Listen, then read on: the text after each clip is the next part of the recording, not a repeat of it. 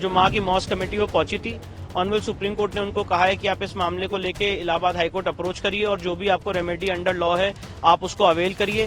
साथ ही साथ honourable supreme court ने कहा है कि अगर 3 दिन के अंदर आप याचिका दायर करते हैं, जब भी याचिका दायर करते हैं तो 3 दिन के अंदर लिस्ट हो, तब तक लिए ट्रायल कोर्ट की प्रोसीडिंग रुकी रहेगी और एडवोकेट कमिश्नर महोदय अपनी रिपोर्ट सील कवर में दाखिल करें। मैं समझता हूं कि बहुत अच्छा फैसला है सुप्रीम कोर्ट का, पूरे मुल्क के लिए और अमन और शांति को मेंटेन करने के लिए बहुत अच्छा फैसला है। अल्लाह का शुक्र है, माननीय सर्वोच्च न्यायालय ने उसको मंजूर करते हुए उस पर जो जजमेंट दिया है वो काबिले तारीफ है। अभी हम आगे भी सुप्रीम कोर्ट में एक याचिका और डालेंगे और उसमें हम मांग करेंगे कि उसकी जांच जो है माननीय सर्वोच्च न्यायालय के सिटिंग जज के द्वारा की जानी चाहिए। जो मां की मौत कमेटी वो पहुंची थी, ऑनरेबल सुप्रीम कोर्ट ने उनको कहा है कि आप इस मामले को लेके इलाहाबाद हाईकोर्ट अप्रोच करिए और जो भी आपको रेमेडी अंडर लॉ है आप उसको अवेल करिए। साथ ही साथ ऑनरेबल सुप्रीम कोर्ट ने कहा है कि अगर 3 दिन के अंदर आप याचिका दायर करते हैं, जब भी याचिका दायर करते हैं तो 3 दिन के अंदर लिस्ट हो, तब तक लिए ट्रायल कोर्ट की प्रोसीडिंग रुकी रहेगी और एडवोकेट कमिश्नर महोदय अपनी रिपोर्ट सील कवर में दाखिल करें। 8 जनवरी तक जो ट्रायल कोर्ट की प्रोसीडिंग्स पर रोक लगाई गई हो उसका वैसे ही केस 8 जनवरी को लगा है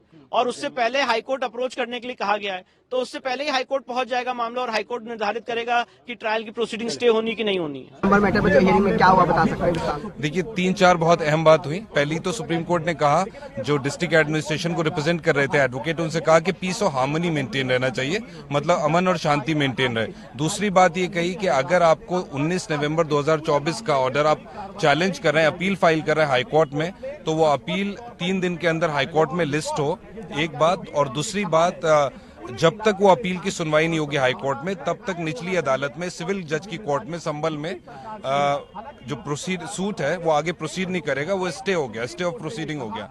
और तीसरी बात उन्होंने अहम ये कही कि अगर कोई एडवोकेट कमिश्नर की रिपोर्ट है, सर्वे रिपोर्ट, उसको सील कवर में रखा जाएगा और उसको सील रखा जाएगा। तो ये 3-4 बहुत अहम बातें कही हैं।